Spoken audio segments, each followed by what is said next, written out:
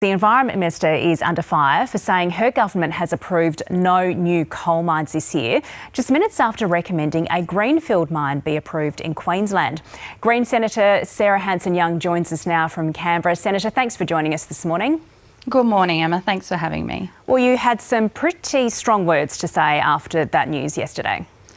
Well, it's appalling, frankly, to see a new coal mine be approved smack bang in the middle of koala habitat that's going to make climate change worse, push up pollution and push koalas to further extinction.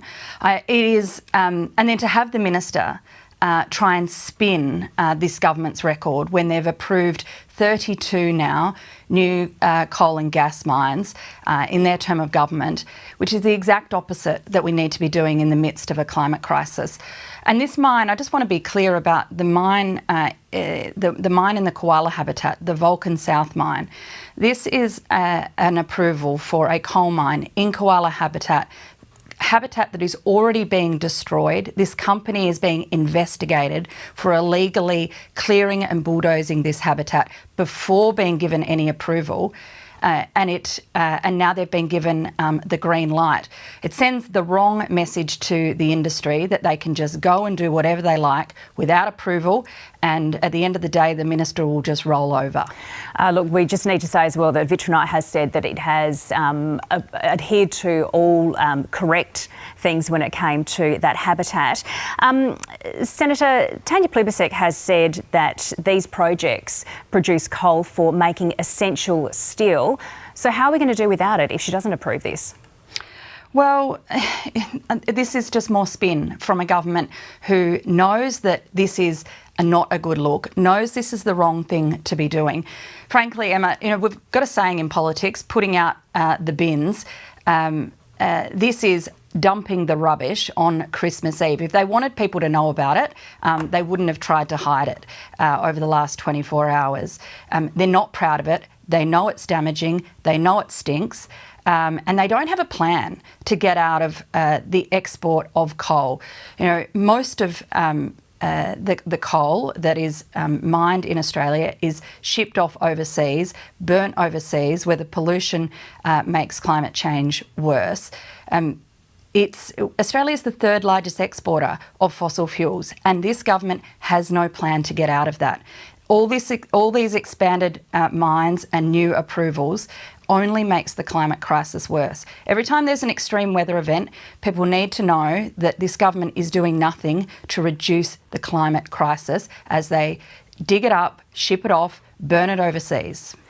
Senator, I want to ask you about the nuclear debate.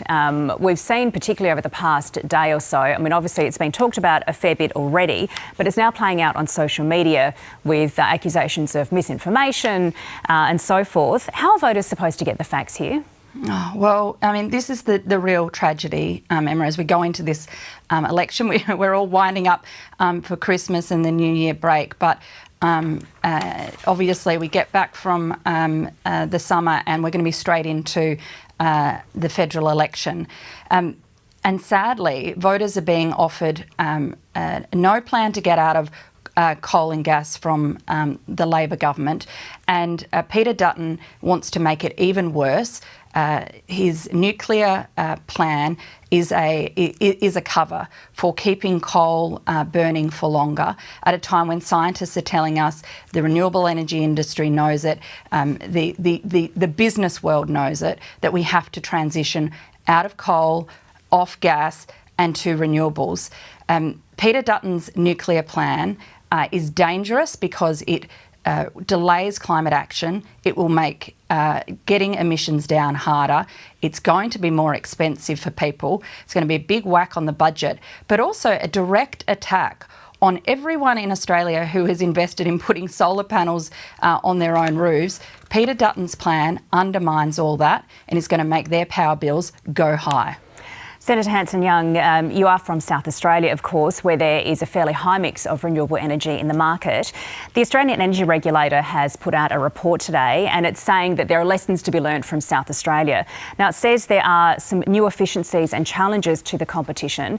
If the Labor government gets in and, of course, is going more towards renewables, are you worried that the mix won't be right, that there will be too many challenges that can't be overcome? Well, we've seen a decade of inaction, obviously, from the last coalition government. We know what they do. They look after the fossil fuel industry. They've got their front benches and back benches full of climate deniers. They're not going to act on climate change. And that's bad for certainty for the renewable energy industry, and it's bad for householders' power bills. But the real point here is we do need to transition, and we need to be doing it faster and better. Yes, of course, there's lessons to be learnt. South Australia is in a very, very good position now. We're nearly reaching 100% renewables, despite the fact that Peter Dutton wants to dump a nuclear power station in our backyard as one of the first states. No thanks, mate. You can keep that yourself. But of course, we need to learn lessons. But we need to do this now. Delaying action, continuing to fund out of the public purse the fossil fuel industry and keep propping them up is the exact opposite thing that countries right around the world are doing who are wanting to transition. Australia is very well placed, but we're going to miss the wave if we don't get on and act now. Senator Sarah Hanson-Young, thank you very much for joining us on News Breakfast, and have a great Christmas next week. Thank you, and to all of the Breakfast crew, thanks for a year's worth of hard work and great coverage, and I look forward to seeing you next year. Thank you.